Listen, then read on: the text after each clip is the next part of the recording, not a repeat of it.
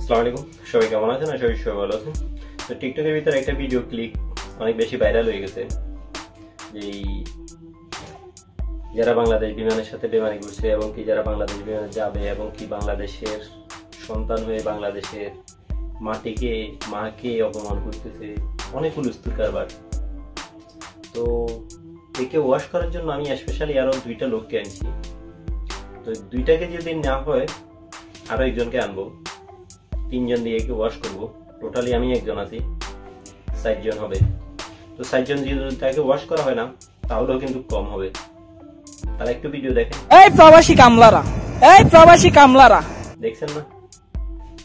আবার বলছে একটু ভাই, এই প্রবাসী কামলারা শুনছেন কি বলে?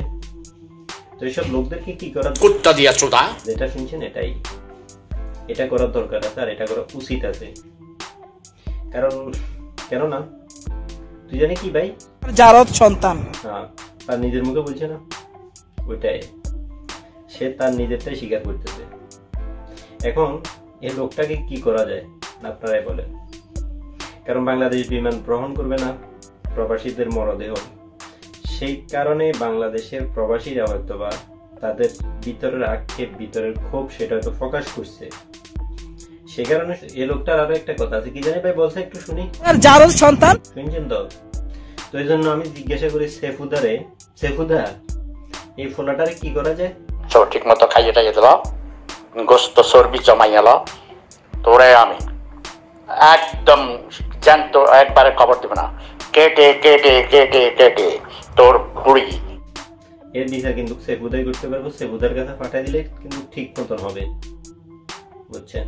প্যানছুদ মার্কা ফোলাফাইনের জন্য সমস্ত প্রবাসীর নাক কাটা যায়। এই প্যানছুদ মার্কা ফোলাফাইনের জন্য সমস্ত প্রবাসীরা ছোট হয়ে থাকে সব সময়। এই প্যানছুদ মার্কা ফোলাফাইনের জন্য প্রবাসীদেরকে মানুষের মূল্যায়ন করে কথা বলে না।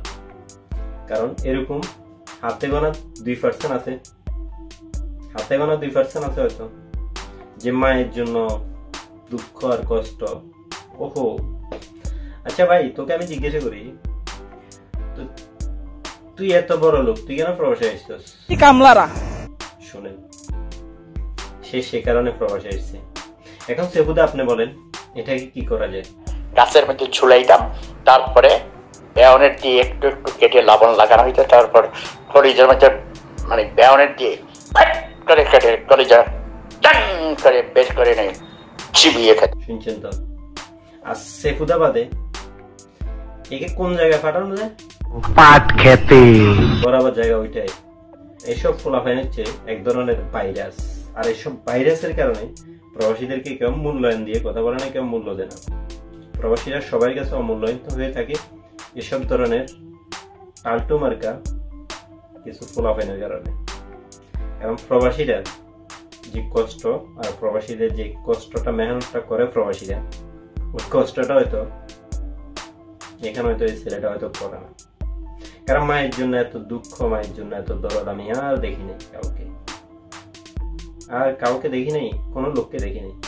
একমাত্র অনলি ওয়ান বাইনছুদ আছে বাংলাদেশের হয়তো প্রবাসী হিসেবে, প্রবাসীর ভিতরে অনলি ওয়ান বাইনছুদ।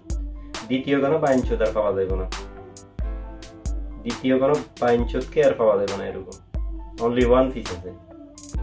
এদের বিচার আপনাদের কাছে দিলাম, আপনারাই বিচার করেন এগুলো কি করা যায়, এসব পাগলকে কি করা যায়, কই নিবেন, কি করবেন সেটা আপনাদের বুঝ।